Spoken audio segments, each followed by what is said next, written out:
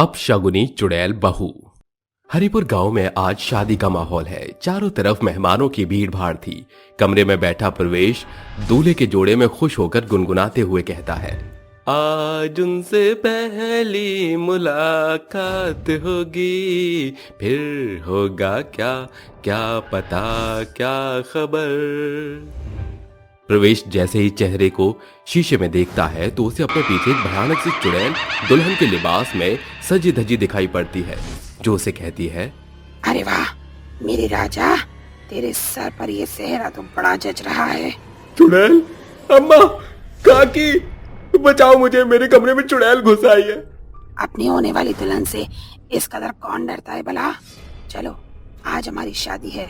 शादी? वो भी एक चुड़ैल से? दूर हटो मुझसे, तुमसे शादी जिंदगी की बर्बादी से कम नहीं होगी। ये बोल कर तूने अपनी मौत को निमंत्रण दिया है। तू तो गया, अब न दूल्हा रहेगा न शादी होगी। नहीं, मुझे मत मारो। मेरी सौम्या दुल्हन के लिबास में मेरा इंतजार कर रही है। उसकी फिक्र मत कर, तेरी आरती उठाने के बाद मैं उसकी भी डोली सीधे यमलोक पहुंचा दूंगी। चुड़ैल प्रवेश के लाख मिन्नतों के बाद भी उस पर रहम नहीं करती और उसे अपने गुस्से का शिकार बनाकर जान से मार डालती है और वहां से गायब हो जाती है।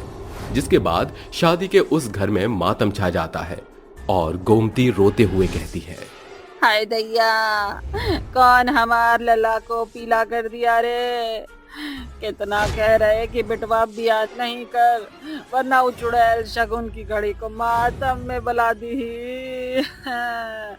बेटे को खोने के गम में गोमती बिलख बिलख कर रोती है और चुड़ैल खूब खुश होकर कहती है, इनके आज मेरे कलेजे को कितना सुकून दे रहे हैं। वक्त गुजरने के बाद एक बार फिर गांव में शादी की तैयारियां चल रही होती हैं और हल्दी में लिपटा हुआ मनोहर अपने कमरे में आकर कहता है, अब और इंतजार नहीं होता। कल कितना सुंदर लगूंगा मैं जब मेरे सिर पर सेहरा, गले में माला और दूल्हे की शेरवानी होगी। दूल्हा तो दुल्हन मैं बन जाऊंगी, तुझको अपने साथ लेकर उड़ जाऊंगी। चुड़ैल के गुनगुनाने की आवाज जैसे ही मनोहर के कान में पड़ती है, वो चारों तरफ देखते हुए कहता है, कौन कौन है यहाँ पे? छत से लटकी तेरी दुल्हन, तू जल्दी से मेरा दूल्हा बन। मुझको सजन जी माफ कर देना, तेरी आने में हो गई। मनोहर जैसे ही ऊपर देखता है तो उसे छत से लिपटी एक चुड़ैल दिखती है, जो नीचे आकर उससे कहती है, कैसी लग रही है तुम्हारी दुल्हन? चुड़ैल और मेरी दुल्हन नहीं, कभी नहीं बनेगी। क्यों, क्या कमी है मुझ में? माना कि मेरा चुड़ैल वाला ब्राइडल थोड़ा अलग है, पर मैं इतनी भयानक भी नहीं लग रही। चलो आज हमारी शादी है। दूर हटो मुझसे, क्यों डरा रही हो मुझे? आज मेरी शादी है। वही तो, आज हमारी शादी है। या तो हमारी शादी या फिर तुम्हारी इस दुनिया से सदा सर्वदा की आजादी। मनोहर चुड़ैल से खुद के बचाव के लिए फुर्ती से दरवाजे की तरफ भागता है और चुड़ैल कहती है, बहू में चलिया हो हमसे सनम क्या पर्दा, हो हमसे सनम क्या पर्दा। तुमने इस चुड़ैल का दिल दुखाकर अपनी मौत को बुलावा दिया है। तुम मुझे क्यों मारना चाहती हो? मैंने तुम्हारा क्या बिगाड़ा है? तुमने मेरी बात को टाला, इसीलिए अब तुम्हारा मरना तय है और अब तुम्हें मुझसे ना कोई फरिश्ता बचाएगा और ना ऊपर वाला। चुड़ैल बेरहमी से उसकी गर्दन धड़ से अलग कर देती है और हंसी के ठहाके लगाते हुए कहती है, जो डर गया सो मर गया। अब जैसे ही इस दूल्हे की लाश सभी जिंदे देखेंगे तो रोना पीटना शुरू कर देंगे और वो आवाज जैसे ही मेरे कानों में गूंजेगी, ओए होए क्या सुकून मिलता है। चुड़ैल लगातार एक के बाद एक दूल्हा बने युवकों को मौत के घाट उतार दिया करती थी, जिसके बाद गांव का कोई भी युवक अपने बेटे के सिर पर सेहरा सजाने से डरने लगा था।